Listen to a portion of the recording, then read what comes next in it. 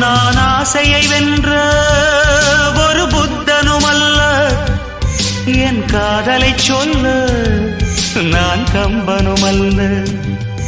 உன் காது கடித்தேன் நான் கனவினில் மெல்ல, இன்று கட்டி அணைத்தேன் இது கற்பனை அல்ல. அடிமை